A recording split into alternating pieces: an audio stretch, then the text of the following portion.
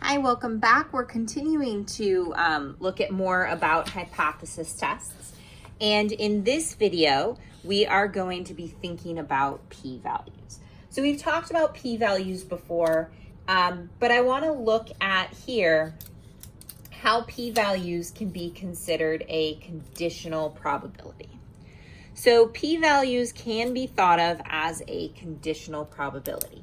And when we think about p-values as a conditional probability, a p-value is the probability of seeing data like ours or more extreme given the null hypothesis is true. We can't flip this. Conditional probabilities can't be flipped. So what that means is I can't say that it is the probability that the null is true given data like ours. Conditional probabilities can't be flipped like that, right? We can't think about the probability of A given B is not the same as the probability of B given A.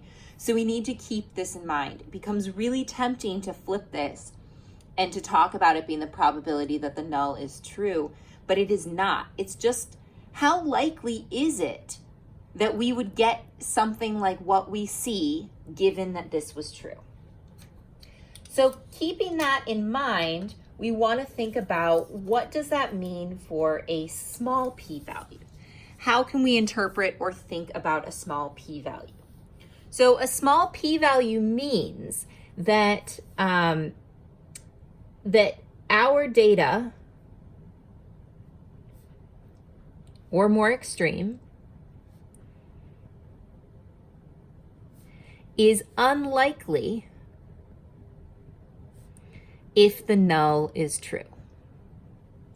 So that just means I wouldn't expect this to happen if the null is true. It's not impossible, but it just means it's unlikely.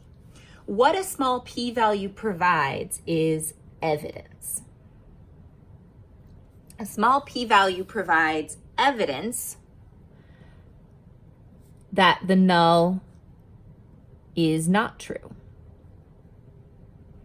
Or it provides evidence to reject the null. It doesn't make the null any less true. The null is either true or not true.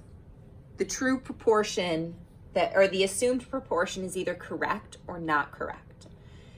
We are just having evidence that will support our rejection or fail to support our rejection. So if we have a small p-value, if the probability of getting data like ours or more extreme if the null is true is say 1%, that gives me evidence to reject the null hypothesis.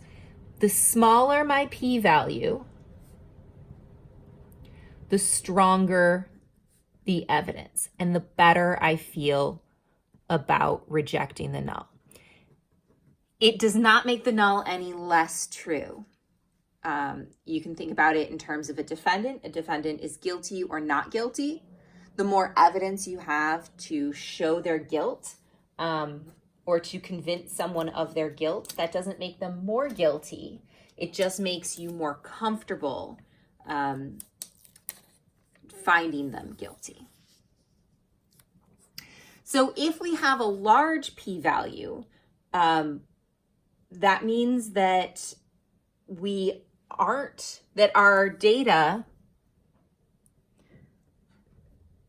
is expected. Our data seems likely if the null is true. So we're not really, we're just not finding evidence. It's a failure to find evidence that the null is not true, or it's a failure to find evidence to reject the null. So the larger the p-value is, like let's say we get a p-value of 60%, that would suggest that our data is within the realm of reasonable. It's what we would expect to get if our null is true. So we're not able to say that the null is true. What we're able to say is that we fail to reject the null. We fail to reject the null. There's not enough evidence to say that the null is not true. That doesn't mean that the null is true. It just means we can't say it's not true.